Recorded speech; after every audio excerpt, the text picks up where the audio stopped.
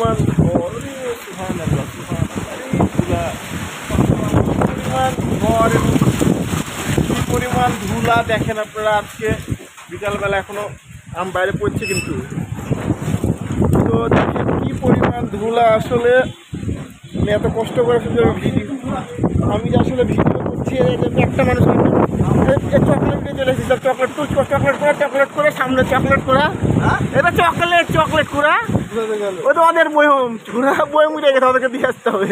ওই তো ওদের বয়ম নাই, বয়ম উঠে গেছে, এটা তো বয়ম ট্রেনে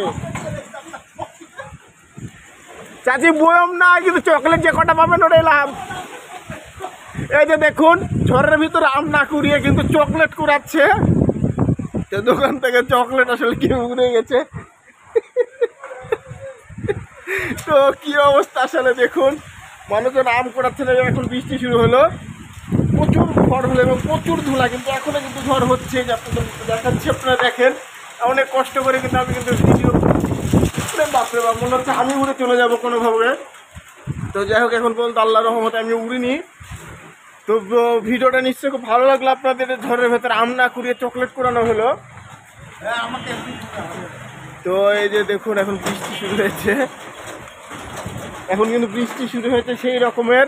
তো আজকে একটা রেকর্ড হয়ে গেল, আম না কুড়িয়ে চকলেট কুড়ানো। ঝড়ের ভেতরে চকলেট কুড়িয়ে কি সুন্দরভাবে তারা রেকর্ড করে ফেললো। সে ছেলেটাকে আপনারা দেখলেন, মোটা সোটা ছেলেটা। তো দেখুন বৃষ্টি শুরু হয়ে গেছে, আমিও পালাবো, আমার তো শখ নাই আর বৃষ্টিতে ভিজার।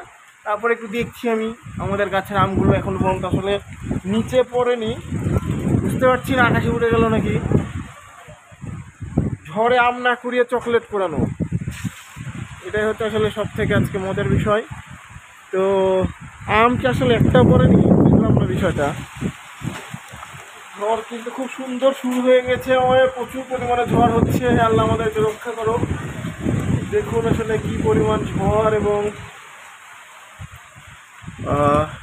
অন্ধকারের কারণে ভিডিওটা আসলে কেমন হচ্ছে তেমন বুঝতে পারছি না। তারপরে আপনারা যদি ধরে দেখেন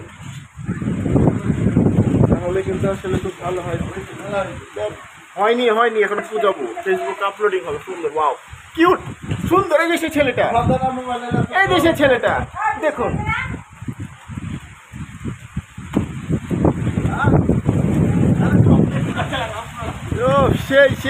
সেই রকম বৃষ্টিতে ভিজলাম। তো এখনো ঝড় বৃষ্টি হচ্ছে, সময় দোয়া করবেন। সবাইকে ধন্যবাদ।